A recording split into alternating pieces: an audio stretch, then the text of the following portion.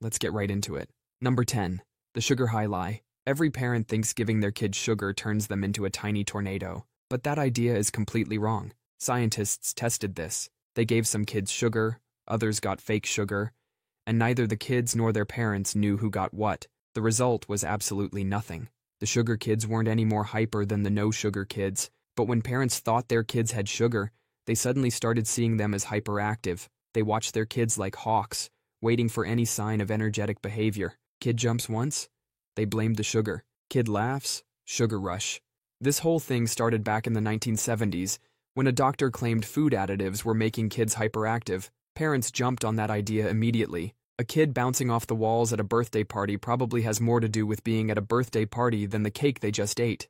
They're excited, playing with friends, maybe sleep-deprived. Those kids would be just as hyper if you gave them sugar-free cake. Number 9. Your brain isn't slacking off. You've probably heard that humans only use 10% of their brains. That's about as true as saying fish only use 10% of the ocean. This myth is so popular that Hollywood made entire movies about it. The ones where someone takes a magic pill and suddenly they're solving quantum physics while doing backflips. Your brain is already going full throttle all the time.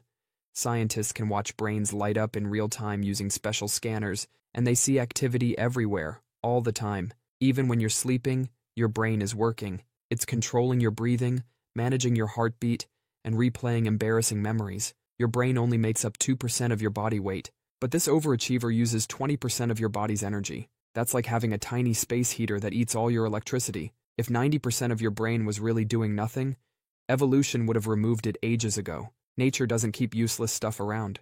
The proof is what happens when any tiny part of the brain gets damaged. Even a small injury can cause major problems. This 10% myth likely came from a Harvard researcher in the 1800s who said people weren't living up to their full potential. Then someone misinterpreted that to mean we only use 10% of our brains. Number 8. Pennies from heaven won't kill you. You've probably heard that a penny dropped from the Empire State Building could punch through someone's skull. That's not true. When someone drops a penny from up high, it starts falling, picking up speed thanks to gravity, but then air resistance kicks in. Air isn't empty space. It pushes back against anything moving through it too fast. The penny hits these air molecules and starts tumbling. By the time it falls about 50 feet, it reaches terminal velocity, which is just 25 miles per hour. That's slower than an average bicycle rider. Getting hit by a penny at that speed would feel like someone flicking you.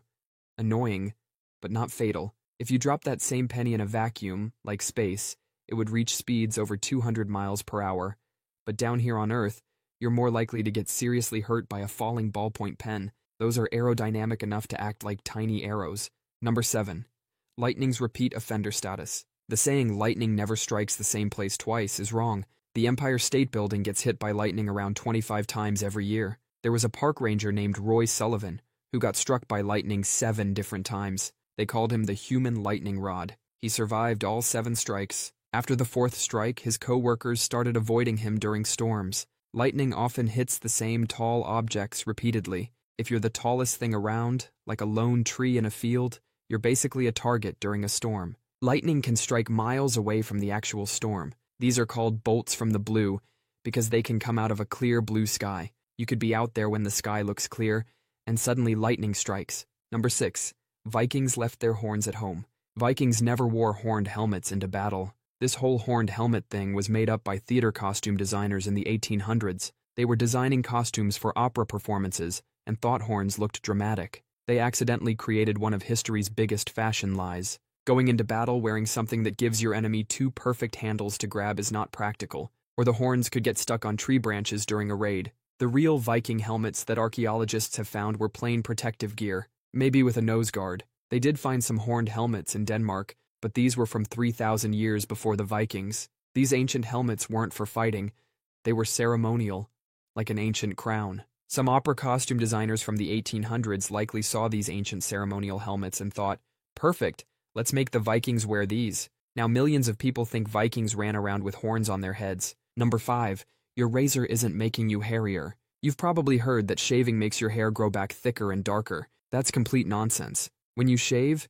you're giving each hair a tiny flat-top haircut. Imagine cutting a tree straight across with a chainsaw. That stump feels rougher than the natural tapered end of a branch. Same thing happens with your hair. When it grows back, it feels thicker because you've created thousands of tiny, flat-topped hair stumps. Scientists have studied this for decades. They found shaving has zero effect on your hair growth. Your hair's thickness, color, and growth rate are locked in by your genes. That razor isn't reprogramming your DNA. If shaving really made hair grow thicker, every balding guy would be shaving their head daily. We'd have found the cure for baldness in a can of shaving cream. But Jeff Bezos is still bald, despite being able to afford infinite expensive razors. The myth persists because the stubble feels convincing when it grows back. It's the same old hair, just with a blunt end. Number 4. Swim whenever you want. Your mom probably told you to wait 30 minutes after eating before swimming, warning you'd get cramps and drown. This myth is so widespread even lifeguards used to enforce it. But there's zero evidence swimming after eating is dangerous. Not a single documented case exists of someone drowning because they ate before diving in. The theory was that after eating, blood rushes to your stomach for digestion, leaving arms and legs without enough blood, causing cramps. But our bodies can handle both digestion and swimming. You might get a minor cramp if you swim intensely right after a huge meal, similar to running after eating. The American Red Cross confirms this isn't a real danger. Competitive swimmers actually eat during their training sessions. Maybe don't eat an entire pizza right before intense swimming. Number 3. Your head isn't a heat chimney. Your mom probably told you, put on a hat or you'll freeze to death. That whole, you lose 50% of your body heat through your head thing is nonsense. This myth started with an old Army survival manual claiming 40 to 45% of body heat escapes through your head. But in their test, they dressed people in full winter gear and left their heads exposed. Of course, most heat escaped through their heads. It was the only part not covered. Your head makes up about 10% of your body's surface area, so it can only lose about 10% of your body heat. Heat loss is actually proportional to whatever skin is exposed. Your head might feel extra cold because it has more blood vessels close to the surface, but you're not actually losing significantly more heat there compared to other exposed body parts. The only time this advice actually makes sense is for babies and small kids. Their heads are proportionally bigger compared to their bodies, so they do lose more heat up there. But for adults, your uncovered arms will lose just as much heat as your uncovered head. Number 2. Goldfish memory. Everyone says goldfish have a 3-second memory. That's complete nonsense. These fish are actually pretty smart. Scientists put goldfish in mazes. They not only solved them, but remembered the solution months later. These fish can even recognize faces. Imagine being a goldfish, swimming in your bowl, thinking, oh look, it's Dave again with the food. They can also learn tricks. Some goldfish trainers have taught them to do things like swim through hoops or play soccer. Some goldfish have learned to tell different pieces of music apart, and they can do all this with a brain smaller than a pea. Scientists think studying goldfish brains might help us understand human memory better. Number 1.